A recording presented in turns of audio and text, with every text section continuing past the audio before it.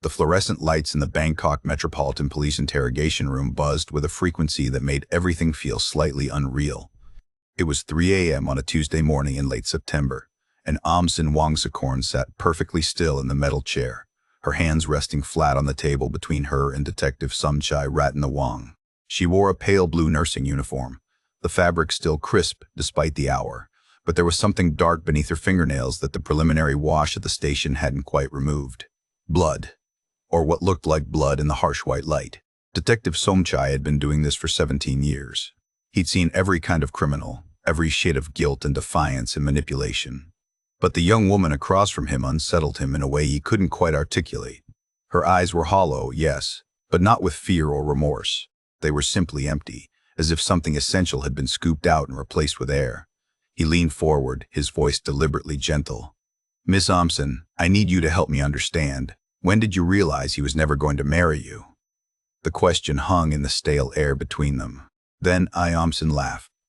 It was a terrible sound, completely without humor, like stones scraping against metal. Her lips curved into something approximating a smile, but her eyes remained dead.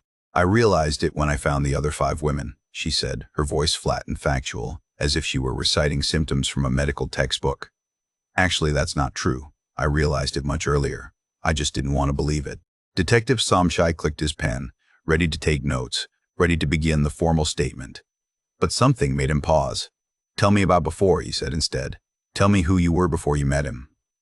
Iomsen's expression shifted then, just slightly, and for a moment she looked impossibly young. 22, just 22 years old. "Before," she repeated softly.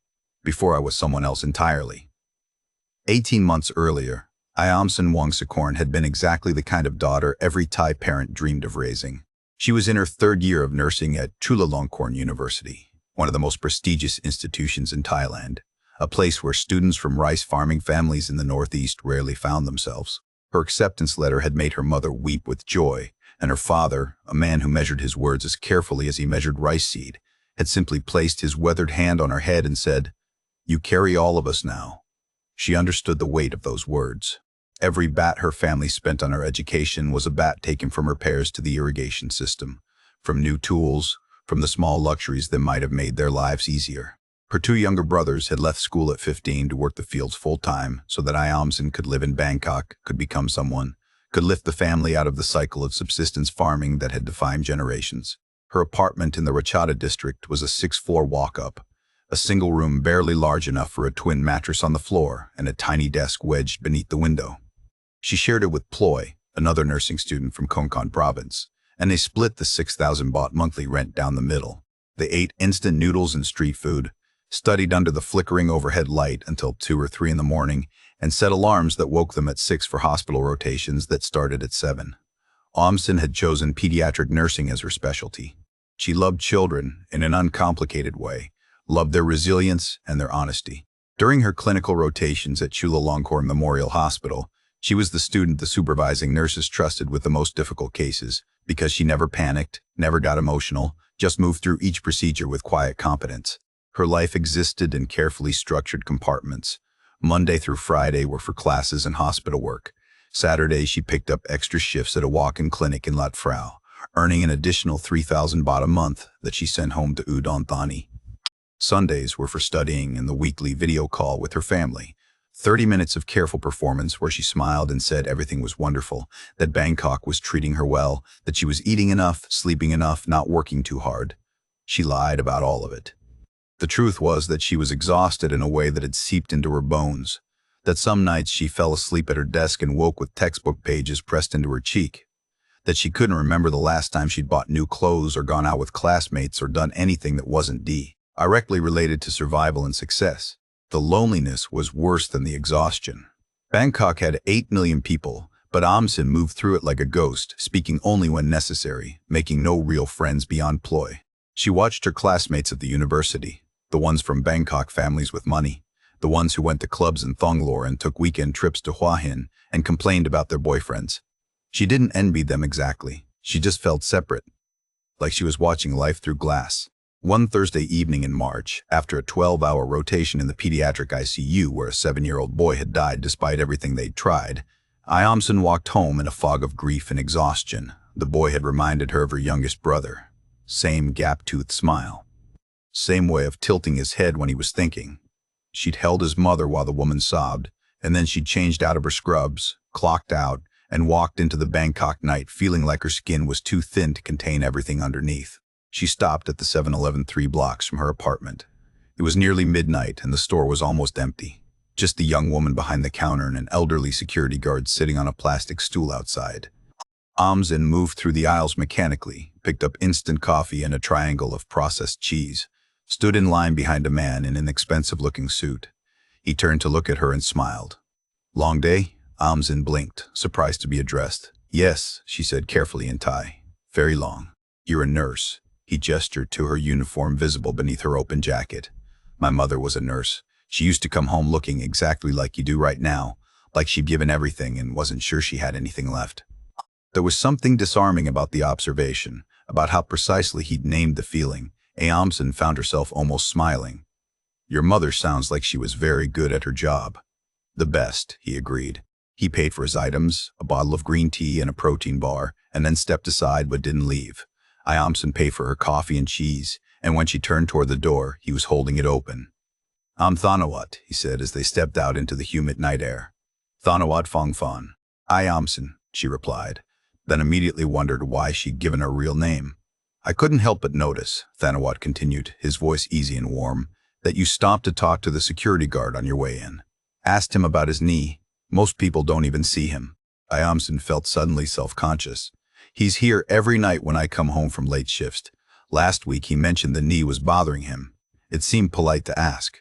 "It's more than polite," Thanawat said. "It's kind. Real kindness, not the performance kind." He paused, seemed to consider something. "This is going to sound forward, and please tell me if I'm overstepping, but would you want to have coffee sometime? Actual coffee, not the instant kind. I'd like to hear about your work, about what it takes to be the person who checks on the security guard's knee after a 12-hour shift." Amzin should have said no. Should have recognized this for what it probably was, a wealthy Bangkok man amusing himself with a tired northeastern girl in a cheap uniform. But there was something in how he looked at her, a directness that felt genuine, that made her feel visible in a way she hadn't felt in months. "Okay," she heard herself say. "Coffee." They exchanged line IDs under the 7-Eleven's neon lights. Thanawat's profile picture showed him in sunglasses on what looked like a yacht. Amzin's was a photo of a stethoscope because she hadn't bothered to upload an actual picture of herself. "I'll message you," Thanawat said. "Get some rest. People like us who care too much, we have to remember to take care of ourselves too." He walked to a silver Mercedes parked half a block away, and Amzin watched him drive off, then climbed the 6 flights to her apartment where Ploy was already asleep.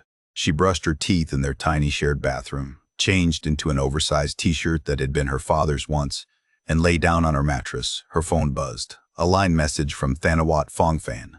"I haven't been able to stop thinking about you. Not in a creepy way, I hope. Just that I recognize something in you tonight. Someone who carries the weight of other people's hopes. I know what that feels like. Sleep well, Amzin." She read the message 3 times. No one had ever said anything like that to her. No one had seen that particular truth. She typed and deleted several responses before settling on something simple. "Thank you. Good night." But she lay awake for another hour, staring at the water-stained ceiling, feeling something unfamiliar bloom in her chest. Not quite hope. Not quite happiness.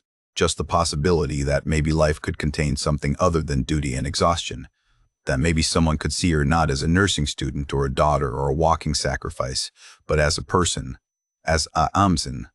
It was a dangerous feeling. She knew that even then, lying in the dark with Ploy's steady breathing across the room and the Bangkok traffic humming through the thin walls. Dangerous because it made her vulnerable, because it made her want something. But she was so tired of not wanting anything. So tired of being only responsible, only practical, only good. When sleep finally came, she dreamed of coffee shops she'd never been to and conversations that lasted longer than 30 minutes and someone who listened like her words mattered. She dreamed of being seen. And when she woke the next morning to her alarm's harsh beeping and the gray dawn light filtering through their curtainless window, the dream stayed with her. She didn't know then that dreams could be weapons. That being seen could be the first stage of being trapped. That the man in the expensive suit with the kind words and the perfect observations had done this before, would do it again, had studied the art of finding lonely girls who carried too much weight, and making them believe salvation had arrived in the fluorescent glow of a 7-Eleven at midnight. All she knew was that for the first time in months, maybe years, she felt something other than tired. And that feeling, that small, dangerous bloom of possibility, was the beginning of everything that would come after. The coffee shop Thanawat chose for their first proper meeting was in Thonglor, a neighborhood Aumson had only ever passed through on the way to other places.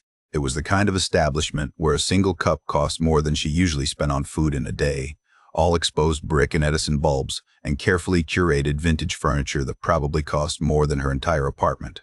She arrived 10 minutes early, wearing the only dress she owned that wasn't a nursing uniform, a simple navy blue cotton thing she'd bought 3 years ago for her university orientation. Thanawat was already there, sitting at a corner table, and when he saw her, he stood immediately. He was dressed more casually than the night they'd met, dark jeans and a white linen shirt. But the watch on his wrist caught the light, and Aumson recognized the Rolex logo. He pulled out her chair before she could reach for it herself. They talked for 2 hours that first afternoon. Thanawat asked about her family, about growing up in Udon Thani, about what made her choose nursing. He listened in a way that felt active, leaning forward, asking follow-up questions that showed he was actually processing what she said. When she mentioned her brothers working the farm so she could study, his expression shifted into something that looked like genuine respect. "That kind of sacrifice," he said quietly. "Most people never understand it. I grew up in Bangkok, comfortable family, never had to worry about money. But my mother grew up poor in Nakhon Sawan. She told me once that poverty isn't about not having things. It's about every single choice being a negotiation with survival. You understand that in a way people like me never will." Aumson found herself relaxing, talking more freely than she had with anyone in months. Thanawat shared pieces of his own life, his work in international real estate development, facilitating deals between Thai and foreign investors, his frustration with Bangkok's superficiality, how everyone was always performing success. His parents had retired to Phuket a few years ago, and he was planning to follow eventually, maybe buy land near them, build something meaningful instead of just chasing money. When they finally left the coffee shop, the afternoon had dissolved into early evening. Thanawat walked her to the BTS station and asked if he could see her again. Aumson said yes before she'd fully thought about it. The messages started that night. Nothing invasive, just small check-ins that made her feel thought about. "How was your shift? Did you eat dinner? I saw this article about pediatric nursing innovations and thought of you." He sent her a link to a research paper that was actually relevant to her studies. He remembered details she'd mentioned in passing. Their second meeting was dinner at a small Thai restaurant in Silama. Thanawat insisted on paying despite Aumson's protests. "You work hard enough," he said. "Let someone take care of you for one evening." The phrase lodged itself in her chest. Let someone take care of you. When was the last time anyone had offered that? Her entire life had been about taking care of others. Her parents, her brothers, her patients, even Ploy, who she helped study when the material got difficult. The idea that she could be on the receiving end of care felt almost transgressive. By their fourth date, Thanawat was holding her hand across restaurant tables. By their sixth, he was talking about the future in a way that included her. "When I finally moved to Phuket," he'd say, "you'd love it there. Slower pace. The hospital system is good. You could work anywhere with your qualifications." 3 months in, he brought up marriage for the first time. They were driving back from a day trip to Ayutthaya, where he'd shown her the ancient temples and paid for a boat ride through the ruins. The sun was setting, and Aumson was watching the landscape blur past, feeling more content than she'd felt in years. "I know this is fast," Thanawat said, his voice careful, "but I'm 35 years old. I've dated enough to know when something is different. You're different, Aumson. I could see myself building a real life with you, marriage.family, the whole thing." Aumson's heart had lurched. That's a serious thing to say. "I'm a serious person when it matters." He glanced at her, smiled. "I'm not asking you to decide anything right now. I just want you to know where my head is, where my heart is." That night she told Ploy everything, words tumbling out in an excited rush. Ploy listened, her expression hard to read in the dim light of their apartment. "Just be careful," she finally said. "Men who move this fast sometimes have reasons." "What reasons?" Aumson had asked, defensive. "That he knows what he wants? That he's mature enough to recognize a good thing?" "Maybe," Ploy said quietly. "Or maybe he's very good at making people feel special." But Aumson didn't want to hear caution. She wanted to feel special. She wanted to believe that her life could contain this, that she deserved this. When Thanawat introduced her to his parents via video call 2 weeks later, her doubts evaporated. They were warm and welcoming, asked about her studies, told Thanawat he'd found a good woman. His mother mentioned grandchildren, and Thanawat had laughed but not denied it. Amsen arranged a video call with her own family. Her mother cried when she saw Thanawat, blessed him in Isan dialect, thanked him for seeing her daughter's worth. Her father asked careful questions about his work and his intentions. Thanawat answered everything with perfect respect, called her father for her, and promised to visit Udon Thani soon to ask for her hand properly.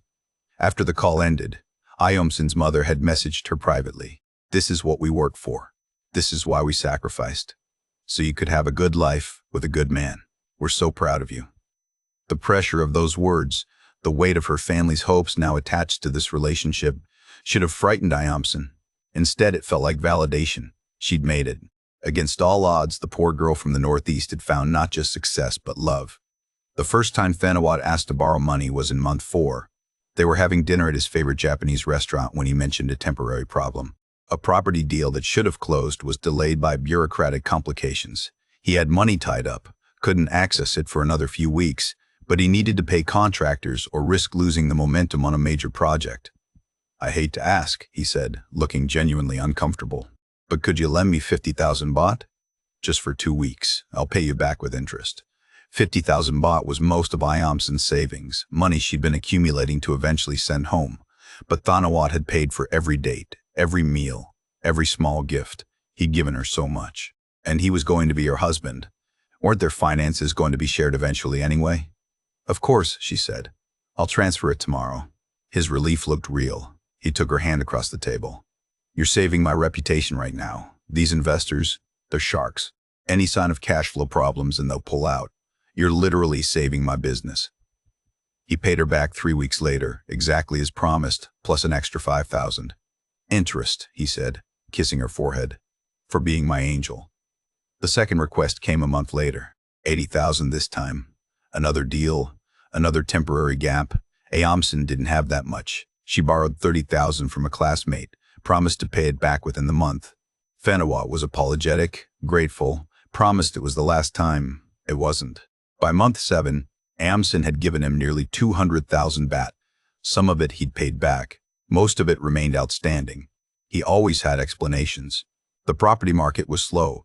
An investor had backed out.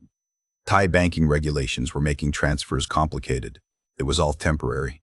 Everything would resolve once the major Phuket deal closed, which was happening any day now. Iomsen stopped sending money home to Udon Thani. She took on extra clinic shifts, worked 14-hour days, barely slept. When her mother asked why the monthly transfers had stopped, Iomsen lied, said she'd had unexpected expenses, would resume soon. The guilt sat in her stomach like stones. Ploy noticed the change. The exhaustion that went beyond normal nursing student fatigue. The stress that made Iomsen's hands shake during study sessions. "How much have you given him?" she asked one Sunday morning. "That's not your business," Iomsen said sharply. "It is when I watch my best friend destroy herself for some guy." Ploy pulled out her phone, showed Iomsen a screenshot. "Look at this, his Facebook. Tell me who this woman is." The photo showed Thanawat at an upscale restaurant, his arm around a young woman Iomsen didn't recognize. The post was dated 2 weeks ago. The caption read, "Special evening with someone special," with a heart emoji. "It's a business associate," Iomsen said automatically. "He has dinner meetings all the time." With heart emojis, Ploy scrolled further. There are 3 other women in recent photos, all young, all tagged at romantic restaurants. Iomsen, I think he's running some kind of game. Something hot and defensive flared in Iomsen's chest. "You're jealous. You've been alone the whole time we've been in Bangkok, and now that I'm finally happy, you want to poison it." Ploy's face had gone very still. "I spent 3 hours last night going through mutual connections. I found 2 other women who were engaged to him, one in 2019, one last year. Both times he borrowed money and then disappeared." "Get out," Iomsen heard herself say. "I mean it. Get out of my apartment." "It's my apartment too. I pay half the rent. Then I'll leave." Iomsen grabbed her bag, her phone, walked out into the afternoon heat without destination or plan. She called Thanawat crying. He met her at a park, held her while she sobbed, told her that Ploy was toxic, jealous, trying to sabotage their happiness. "People like her," he said softly. "They can't stand to see others succeed. She's probably been in love with you this whole time, and now she's lashing out. It made sense the way he explained it. Iamsen wanted it to make sense. The alternative was too horrifying, that she'd been played, that the last 7 months were a performance, that every conversation, every touch, every promise had been calculated. Manipulation. She moved out of the apartment she shared with Ploy a week later, rented a smaller place alone that cost 8,000 baht a month. Money she didn't have. She took out a loan from a predatory lender that charged interest she couldn't afford. Thanawat said he'd help with the rent once his deals closed. Any day now. Any day. The wedding date kept shifting like a mirage. First it was set for December, then March, then June. Always a reason. His business partner needed him in Singapore. His mother's health required his attention. The permits for the Phuket house were delayed. Each postponement came with apologies and promises and another small request for money. Just 20,000, just 30, just until next week. By month 11, Iamsen was 150,000 baht in debt. She'd stopped attending social functions at school, stopped taking Ploy's calls entirely. Her grades were slipping. She'd lost 8 kilograms she couldn't afford to lose. At night, she lay in her empty apartment and did math that never worked out, tried to imagine how she'd ever repay what she owed, but she still believed, or told herself she believed. Because the alternative meant confronting that she'd destroyed her life for a lie, that she'd abandoned her best friend, bankrupted herself, betrayed her family's trust, all for a man who was using her the same way he'd used others before her. Love requires faith, she told herself. Trust is what separates real relationships from shallow ones. Thanawat had shown her his vulnerabilities, his struggles. Real love meant supporting each other through difficult times. She repeated these mantras like prayers. Like if she believed hard enough, she could make them true. Like faith itself could transform deception into devotion. But late at night, in the moments before exhausted sleep claimed her, doubt would creep in through the cracks, and Iamsen would push it away, desperate, terrified, knowing that if she looked directly at the truth, she would shatter into pieces too small to ever reassemble. The birthday gift was wrapped in silver paper Iamsen had bought from a street vendor for 20 baht, folded carefully despite her shaking hands. Inside was a leather wallet, genuine leather, not the cheap synthetic kind that had cost her 1,800 baht she'd borrowed from another nursing student with a promise to repay by next week. She had no idea how she'd repay it. Her credit was exhausted. Her bank account showed 247 baht. But it was Thanawat's birthday, and she needed to prove something to herself, needed to believe that if she just loved him enough, gave enough, believed enough, everything would be okay.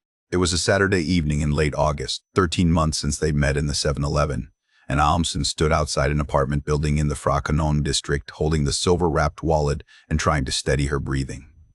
She'd never been to Thanawat's apartment before. He'd always said it was under renovation, not suitable for visitors. They'd move into the Phuket house together once it was ready. But tonight she couldn't take the uncertainty anymore, the constant postponements and excuses, and the feeling that she was grasping at smoke. The building was older than she'd expected. 6 stories of weathered concrete with laundry hanging from balconies and the smell of frying garlic drifting from open windows. Not the luxury high-rise she'd imagined for someone in international real estate. But maybe that was smart, she told herself. Maybe wealthy people stayed wealthy by living modestly. She climbed to the 4th floor and found apartment 403, took a breath, knocked. The woman who opened the door was young, maybe 24, wearing an oversized t-shirt and pajama shorts. Her hair was wet like she'd just showered. She looked at Iamsen with polite confusion. "Yes, can I help you?" Iamsen's voice came out smaller than she intended. "I'm looking for Thanawat Fongfan." "Darling," the woman called over her shoulder, "someone's here for you. Darling." The word hit Iamsen like a physical blow. Through the open door she could see into the apartment, a small dining table where 2 people sat eating, a man and another woman. The apartment was fully furnished, clearly lived in. No renovation, no chaos of construction, just a normal home where people existed. Thanawat appeared in the doorway, and his face went through a series of expressions so fast they blurred together. Shock, fear, irritation, then something cold and flat that Iamsen had never seen before. He stepped into the hallway and pulled the door mostly closed behind him. "What are you doing here?" His voice was quiet but hard. "It's your birthday." Iamsen held up the silver package. Her hands were shaking so badly the paper rustled. "I wanted to surprise you. This isn't a good time. Who is she?" The question came out as a whisper. "The woman who answered." "Why did she call you darling?" Thanawat's jaw tightened. It's complicated. You wouldn't understand. Try me. Iamson, you're making a scene. You can't just show up at someone's home unannounced. Someone's home? Her voice was rising now, control slipping. You're my fiancé. We're supposed to be getting married. What is this? Who are those people? Lower your voice. He glanced at the door. Look, we need to take a break. You've been getting too intense, too possessive. This right here, this is exactly what I'm talking about. The hallway tilted. Iamson grabbed the railing to steady herself. Too intense? I gave you 350,000 baht. You've been promising to marry me for almost a year. I left my best friend for you. I stopped talking to my family about the truth because I was protecting you. I never asked you to give me money. That was your choice. I never put a gun to your head. You said you'd pay me back. You said it was temporary, and I will, when I can. But right now I'm dealing with a lot, and I don't need this drama. His expression was so cold, so completely devoid of the warmth she'd fallen in love with. Like looking at a stranger. Maybe we both need some space to think about what we really want. What you really want? Iamson felt something crack inside her chest. What about the house in Phuket? What about the wedding? What about every single promise you made? I never promised anything legally binding. Thanawat checked his watch. A gesture of such casual dismissal, it hurt more than his words. You built up this fantasy in your head, and now you're angry. It doesn't match reality. That's not my fault. Iamson stared at him, really looked at him, at the irritation in his eyes, the impatience in his posture, the complete absence of guilt or love or anything resembling human warmth. And in that moment, with perfect, devastating clarity, she understood. There had never been a house. There had never been a wedding. She had never been special. She had been a mark, a resource, a foolish girl with a good heart and not enough money who'd believed exactly what he needed her to believe. I need to go, she heard herself say. The words came from very far away. I'm sorry I bothered you. She turned and walked down the stairs. Behind her, she heard the apartment door open and close. Heard Thanawat return to his dinner with whoever those people were. She walked out of the building and into the Bangkok night, and for several minutes she just stood on the sidewalk, the silver-wrapped wallet still in her hands, trying to remember how to breathe. The BTS station was 2 blocks away. She rode it in the trance, got off at her stop, climbed to her tiny apartment, sat on the floor in the dark. 3 hours passed. She didn't move, didn't cry. Just sat in the silence with the truth settling into her bones like radiation. Then she opened her laptop and started searching. Facebook first. Thanawat's profile that she'd seen 1,000 times but never really looked at. She went back through his photos, his check-ins, his tagged posts, found the other women, 5 of them across the last 4 years. All young, mid-20s, professional or students. All smiling in photos at nice restaurants with Thanawat's arm around them. All gone from his recent posts, scrubbed away like they'd never existed. She cross-referenced names, found their profiles, sent careful messages. I'm sorry to contact you out of nowhere. I'm involved with Thanawat Fanfan, and I'm trying to understand something. Did you date him? Would you be willing to talk? 3 responded within an hour. By midnight, she'd created a line group and added all 5 women. Their stories poured out like confessions, each one a mirror of her own. The whirlwind romance, the marriage promises, the business problems that required loans, the postponed weddings, the eventual disappearance when the money ran out or the women started asking too many questions. One woman named Siriporn had given him 400,000 baht. Another named the Theta had taken out loans totaling 500,000. A third named Ploy, not her former roommate, but another girl with the same common name, had borrowed money from her own parents to help him. All of them were still in debt. None of them had reported it to police because what crime had he actually committed? Being a liar wasn't illegal. Promising marriage and changing your mind wasn't illegal. Accepting loans from girlfriends wasn't illegal, especially when he paid some of it back, just enough to maintain plausible deniability. He's done this at least 12 times, Siriporn wrote. I found women going back to 2016. He targets girls from provinces who come to Bangkok for school or work. Girls who are alone, who work hard, who have good hearts. He makes us feel special, and then he bleeds us dry. Iamson read their stories until dawn. Then she closed her laptop, took a shower, got dressed in her nursing uniform. She had a shift at the hospital starting at 7. She went to work, took care of her patients, measured medications, changed IVs, smiled when expected, moved through the day like a person, like someone alive. But inside, something had fundamentally changed. The devastation had burned through her and left something else behind, something cold and clear and purposeful. For 2 weeks she functioned, worked, ate, slept, messaged occasionally with the other women in the line group.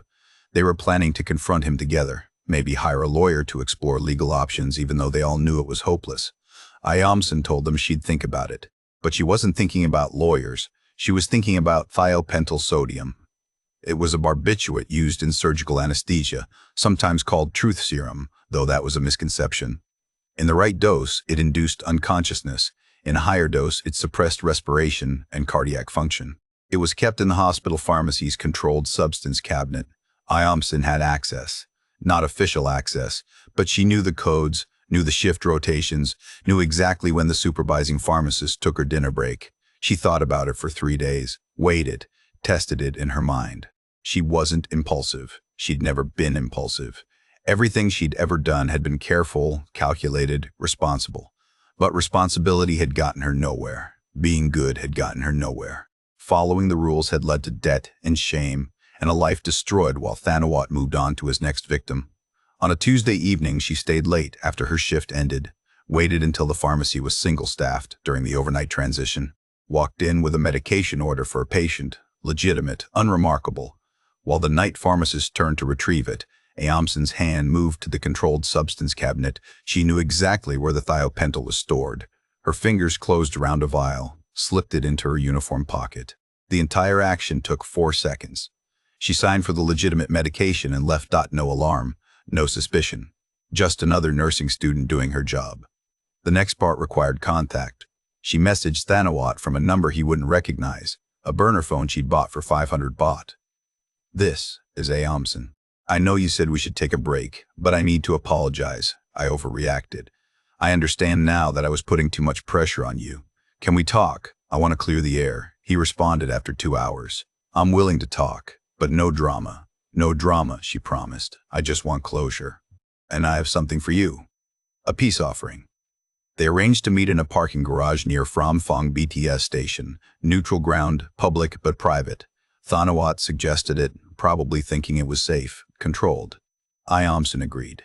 She bought a bottle of Johnny Walker Blue Label for 4,200 baht with money borrowed from yet another classmate.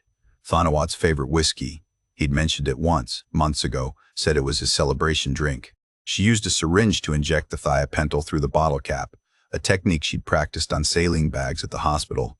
The injection site was invisible. The liquid mixed perfectly with the amber whiskey. The parking garage was dim and mostly empty at 9 p.m. on a Thursday. Thanawat's Mercedes was there, him leaning against it, checking his phone. He looked up when Ayamson approached, his expression cautious. "You look better," he said, more calm. "I am." She held out the bottle. "Peace offering. I'm sorry for how I acted. You were right. I built up expectations that weren't fair. I just want to part on good terms." His face relaxed. The smile returned, that warm, charming smile that had hooked her 13 months ago. "That's very mature of you. I appreciate it." He took the bottle, examined the label.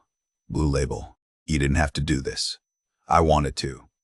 She watched him open his car door, watched him break the seal on the bottle. "Will you drink with me? One last toast? I shouldn't drink and drive. Just a sip. For closure." He considered, then shrugged. "1 sip." He tilted the bottle to his lips, drank, passed it to her. Ayamson pretended to drink, let the whiskey touch her lips but swallowed nothing. They talked for 15 minutes. Thanawat apologized for being harsh, explained again about his business pressures, said maybe in the future, when things were more stable, they could try again. His words were the same manipulation, the same performance, keeping her on the hook for potential future exploitation. Ayamson nodded and smiled and agreed and watched. His speech started slurring around minute 12. He blinked, confused, tried to focus. "I feel strange. Maybe you should sit down," Ayamson suggested. He got into the driver's seat, breathing heavily. "What's happening? You're dying," Ayamson said calmly. "I poisoned the whiskey. Thiopentyl sodium. You'll lose consciousness in about 2 minutes. Your breathing will stop shortly after that." Thanawat tried to reach for his phone, but his hands wouldn't cooperate. He looked at her with something that might have been fear or disbelief. "You're crazy." "No," Ayamson said. "I'm just done being the person who gets hurt while people like you walk away. How many women, Thanawat? How many lives did you destroy? Someone had to stop you." His eyes were closing, his body slumped against the steering wheel. Amundsen stood there and watched him die. It took 6 minutes. She timed it. When she was certain he was gone, she walked out of the parking garage and took the BTS home. She didn't run, didn't hide, went to work the next day, did her shift. When the police came to the hospital 36 hours later, she went with them quietly. In the interrogation room, she told Detective Sumchai everything: the romance, the money, the lies, the other women, the thiopental, the parking garage. She spoke clearly, factually, without emotion. She'd crossed a line she could never uncross, and she knew it. But she wasn't sorry. "You could have gone to the police," Detective Sumchai said. "And told you what? That my boyfriend lied about wanting to marry me? That I gave him money voluntarily? You would have done nothing. The law protects men like him. The law also protects people from being murdered. Does it?" Amundsen looked at him directly. Where was the law for the dozen women he destroyed? Where was the law when we were drowning in debt while he moved on to the next victim? I didn't see the law protecting anyone except him. The trial was a media spectacle. The 5 other women testified. The pattern was undeniable. But so was Amundsen's guilt. She'd confessed. The evidence was overwhelming. Her lawyer tried to argue temporary insanity, extreme emotional disturbance. Amundsen refused to cooperate with that defense. "I knew exactly what I was doing," she told the court. "I'm a nursing student. I understand pharmacology and human physiology. I calculated the dose. I planned the meeting. I watched him die. I wasn't insane. I was angry. I was desperate. And I was tired of men like him facing no consequences." The judge sentenced her to life in prison. The courtroom was silent except for quiet crying from some of the other victims in the gallery. Amundsen stood for her final statement. Her voice was steady. "I came to Bangkok to heal people. I studied for years to save lives, and I took one. But I also saved others. How many more women would Thanawat Phongphan have destroyed? How many more families would have gone into debt for his lies?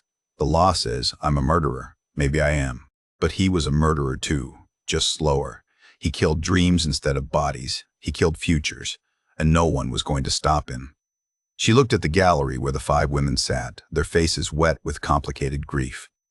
"Love shouldn't cost everything," Amundsen said quietly. "But revenge is the only refund I could afford." The gavel fell. Guards moved forward to escort her out. As they led her through the courtroom, Amundsen passed her mother in the gallery. Her mother's face was destroyed, aged 10 years in 10 months. Amundsen wanted to tell her she was sorry. Sorry for the shame. Sorry for becoming this. But the words wouldn't come. Outside the courthouse, Siriporn spoke to reporters. "She did what the system couldn't," the woman said, her voice shaking. "Whether that makes her a criminal or a hero, I honestly don't know. But I know that Thanawat Phongphan will never hurt another woman, and I know that cost Amundsen everything." In the prison transport van, Amundsen watched Bangkok pass outside the reinforced windows, the city where she'd come with such hope, the city that had promised transformation and delivered devastation. She was 22 years old, and her life was effectively over. But somewhere in the rubble of everything she'd destroyed, she felt something that might have been peace. She'd stopped him. Whatever else happened, whatever moral judgment history made, she'd stopped him. The lonely girls who came to Bangkok next year, the ones with good hearts and big dreams and not enough money, they wouldn't meet Thanawat Phongphan. They wouldn't give him their savings and their trust and their futures. They wouldn't end up in line groups sharing stories of how they'd been played. One less predator, one less dream killer. And all it cost was everything Amundsen had ever wanted or hoped to be. She closed her eyes as the van merged into traffic. Behind her eyelids, she saw the 7-Eleven where it all started. The fluorescent lights. The moment she'd felt seen. The terrible mistake of believing that being seen meant being saved. Love had promised her everything. But revenge was the only justice that had ever actually arrived, and she paid for it with the only currency she had left. Her life.